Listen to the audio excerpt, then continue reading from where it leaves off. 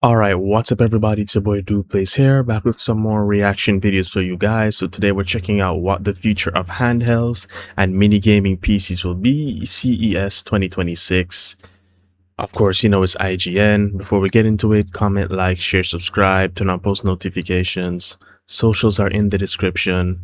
Let's get into it. Coming up and game with the Steam Machine coming up and gaming handhelds basically everywhere, we want to see what the future holds with mini PCs and other handhelds, and we have a small handful here at CES, so let's check it out.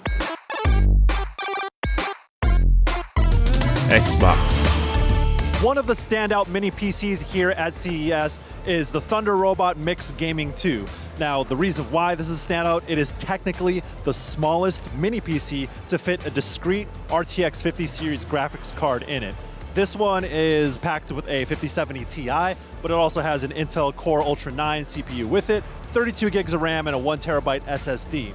Now, Thunder Robot did say that while this is available in China, they are exploring expanding to North America and other regions. But the problem is the RAM shortage and RAM prices, and they're trying to find a good timing for bringing this over to the States and other regions. It kind of looks like an alternate universe Alienware, because like the logo, which seems to be like a Star Wars trooper with the helmet, that's what it looks like right here. 5070 Ti and some high-end Intel processor. I think it was an Core Ultra 9. I think he said. I don't remember, but might have to upgrade that SSD though. 1 terabyte is not enough. But yeah, that's pretty powerful, and it's very compact for the size. So definitely falls into the category of mini PC. I hope the cooling is good. I'm more interested in the handhelds, but let's let him cook. Kind of a micro. Let's let Michael Highham how the RAM cook. shortage and the RAM prices spiking have affected other manufacturers in putting out their products. And this has 32 gigs of RAM, and that's not going to come cheap. If anyone knows what it's like to build a PC It's not, or the yeah. current market when you're looking for pre-built PCs, that's what's spiking the prices. We know and this. So Thunder Robot is kind of waiting in the wings for global market conditions to kind of settle before they explore putting this out. So they are aiming for sometime this year, but again, it's kind of unpredictable times for PC manufacturers and anyone who puts RAM in their products. Of course, with the advent of the Steam Machine looming, mini PCs are kind of getting a lot more traction. Of course, this looks different from the Steam Machine. It's a lot taller, it's more of a tower. But when it comes to volume and size, it does kind of match up with that, just vertically. And but this is going to be a lot more powerful than a Steam Machine by virtue of it having a discrete RTX 50 series card. Definitely. My eyes are watering right now, and I don't even feel sure like if it's wiping going to them come out. out or when it's going to come out stateside, so stay tuned for that. Oh, that's so cool. That looks like the Steam Machine, but it's a lot bigger. Here at the 1X Player but booth, still we have relatively the small. 1X Fly Apex, which is a pretty high-end gaming handheld. And you know, we've seen so many gaming handhelds now from Asus. Yes. We have the Steam Deck, of course the Switch 2, but this is a PC running on Windows as if it was an Asus ROG Ally. Very similar to that in terms of setup, but this is an 8-inch screen running. All right, to pause that quickly, I just had a thought, and it's not the first time I've had this thought. But what if there was a version of the Legion Go 2, that didn't have the detachable controllers? Because that's really what I wanted. The Legion Go 2 is perfect. It's heavy, which I mean I should be going to the gym and getting stronger anyways. That's on me and everybody else that complains about that weight. And two, although it is heavy, I'm not even gonna lie. I've never held one, but looking at it, it clearly is. And I'm sure the reviewers are telling the truth in that regard. And also, yeah, so it's perfect otherwise. OLED screen, Z2 Extreme.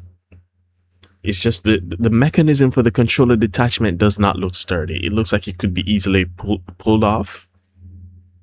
So yeah, I want something that's secure. I don't want more moving parts. And I know that's what the Legion Go S line is for, but I'd love to see a Go 2S, like a Go equivalent to the Legion Go 2. The Go S is the Legion Go 1 light version basically. So we need a Go S2 for the Legion Go 2 with the OLED screen and all of that. Just no detachable Joy-Cons or controllers, I should say, because it's not a Switch. An AMD AI 395 plus CPU, and with a 120 hertz refresh rate screen. I was playing Cyberpunk 2077 on it, and it's kind of the standard benchmark for a lot of handhelds. I ran the benchmark at 1200p resolution as well with high settings, and it was getting around 50 to 60 FPS, so the performance is definitely there. When it comes to the ergonomics, it's a bit bulky because it is also using an 8-inch screen, but it does look good and it runs really well. And another thing too is that they have a proprietary port in the back, so if you want to add a battery charging pack to the back, you can get higher wattage, better performance. Oh, so they made one of these now. So the GPD Win 5 with its PS5 level APU, we know that has a detachable battery, but it seems as if they've actually put one in the the 1x player has made their equivalent to that. I'm actually just becoming aware of this, and I keep up with the handhelds a lot. The latest one is the Neo Next 2. That one actually has the APU, the AI Max 395 plus PS5 level APU. Pretty much, you're getting PS5 level performance on a handheld, and it has a 115 watt hour battery in it. So that's like the next level. It's as powerful as these, but it actually has an internal battery. And you know that thing is going to be a behemoth of a handheld. It does run a but little anyway, hot, let's continue. but this is one model that they have available. There's another model that they have available on Indiegogo and on their website that has water cooling, and you would have to get their separate Frost Bay water cooler if you want to do that. That'll get you higher wattage, better cooling, which means you could pump out better performance from the processor, but that does kind of defeat the purpose of a gaming handheld, right? Of course, we're not able to test battery life, and that's a huge thing, which is why that battery pack is kind of important to this whole thing. It is kind of a selling point for the handheld, but again, that adds weight. In terms of ergonomics, the buttons feel good. They're a little small, but I was able to get around in Cyberpunk. I was playing it myself, so the performance is there. The ergonomics, you know, I've had better, especially in light of the Asus ROG Xbox Ally, where the ergonomics feel like a full controller. I think the standard is a lot higher these days, so you're going to see a lot of these at. The Xbox Ally X would have been perfect if they actually added an OLED screen, and I understand why they didn't. They said it in the video on the ROG Ally channel. VRR is more important than OLED. I'm inclined to agree. That is true. My issue with LCD is the backlight bleed. But I mean, if you have a high-end enough IPS display, I'm sure it's not a problem. I have a Steam Deck OLED, so I'm used to the OLED screen. And I hated the backlight bleed on the LCD model I had before. So I would just turn it on and you would just see the unevenness and the white light in the back. No. And the build quality, the plastic that they're manufacturing it from, I've heard people had issues with creaks. I've had that with the Steam Deck, still do. I think at the top where the power button is, if you press that patch of plastic there, it creaks. For the most part, it's been solid, but I would love to see them being made out of a way more durable plastic, or even aluminum. They're definitely not going to do that because it would cost more to manufacture, but it would be cool if you could even see some aftermarket shells made of aluminum. But then there's the issue of it blocking out wireless signals, because we know metal impedes radio signals. So yeah, yes, and a lot of people putting out their own handhelds using AMD's. Oh, and one last thing. People complain that the Xbox Ally X's screen is too small at 7 inches. I don't have an issue with the 7-inch screen. It's fine for me. The Steam Deck OLED is slightly bigger at 7.4. We know the LCD was 7 flat. That's enough. As long as it doesn't go below 7, I'm good. An 8-inch screen would be nice as well. If they could just shrink the bezels down more, because the bezels on the Xbox Ally X, especially at the top and bottom, are kind of bulky. And they have the ROG Ally branding at the on the bottom bezel, which I feel like could have just went on the back. It's kind of weird that they put it there on the screen.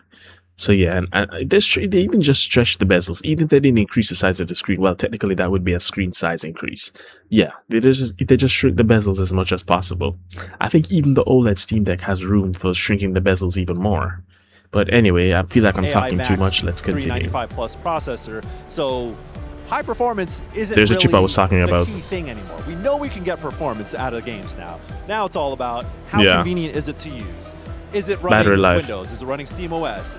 Are you able to configure things the way you like with Linux and all that? Of course, That's all configurable if you know how to do that. But it does come packed with Windows, so you do have to kind of work around the headaches of using a Windows platform. So for the One X Fly Apex, there's a lot of different models that you can get depending on what you want in terms of RAM or storage, but you're going to be paying quite a bit for this. The starting model is around $1,500 and goes upwards of $2,000. And if you want the liquid cooled version, sounds about right. A little bit more expensive, about $100 to $150 up per model, depending on the specs that you want to get.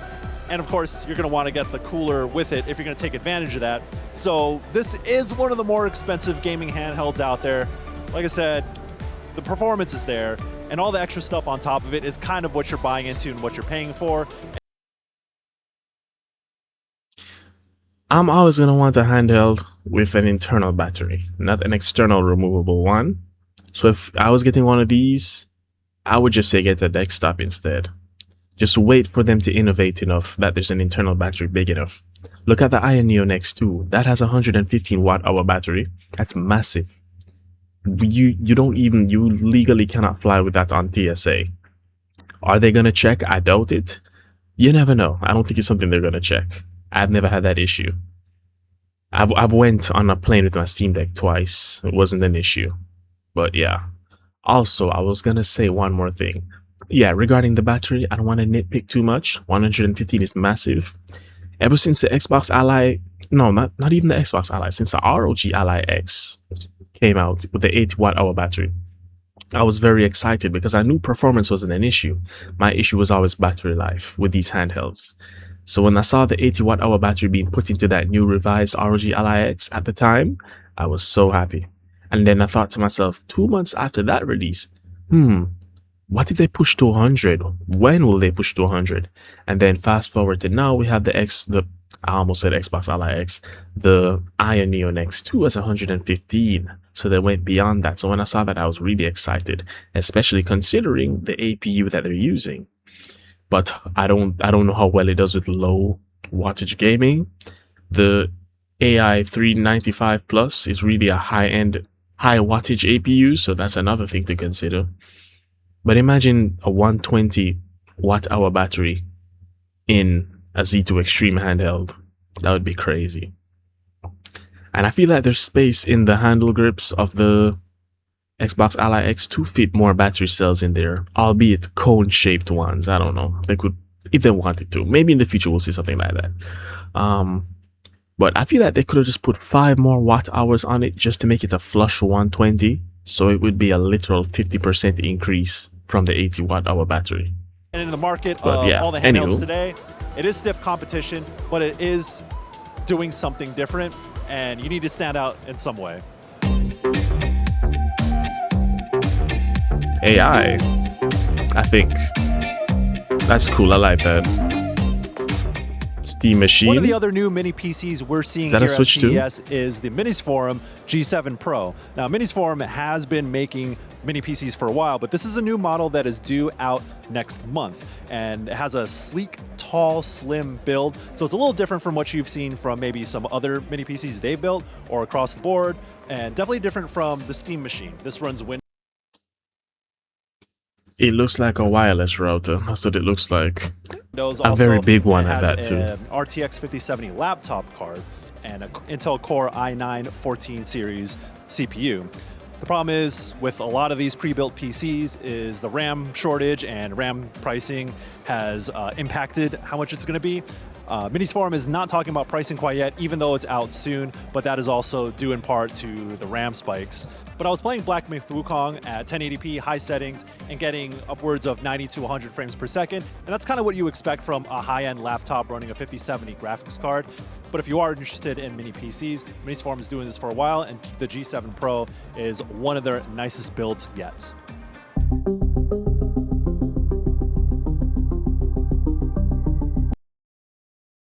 Wait, what is that mod case for? Hold on, let me go back. The video's almost done, but still. Oh, it's for the Switch 2, okay. I don't think I've ever seen one for the Switch 2. I need to look at this. I want to see how this looks afterwards, but I'll check that out on my own time. Let's continue. The future of gaming in handhelds is actually a lot more exciting because Intel's putting out their own chip, and we have that story on IGN.com. Oh, it's pretty much For everything done. else in the world of gaming and tech at CES 2026, stick with IGN. All right, not bad, not bad. Let's see what the comments are saying. Look at all the computers no one will be able to afford. Real. The screen supports 120 Hz refresh rate. The game runs at 25 FPS. It works. It's an 8-inch. You talked about checking your website for more, but I can't even see that in the description. They didn't think anyone would actually look. I'm surprised you even checked, to be honest. What handhelds? Because they don't have internal batteries. I get what you're saying. I get it. Alright. Windows looks so bad on these handhelds. They got the Xbox Windows mode, which is way better, but it really isn't that bad. Windows has hibernate mode, which is amazing for keeping the loss of charge on a battery to a bare minimum. People say the loss of charge, but hibernation actually shuts it off. But anyway, so yeah, that was my reaction to the future of handhelds and mini gaming PCs. I wasn't too excited about this. I feel like I've seen enough hardware now where I'm not as geeked anymore. But it's still very pleasant to see things continue to innovate. Alright, yeah, so that was that. I will see y'all in the next video. Goodbye.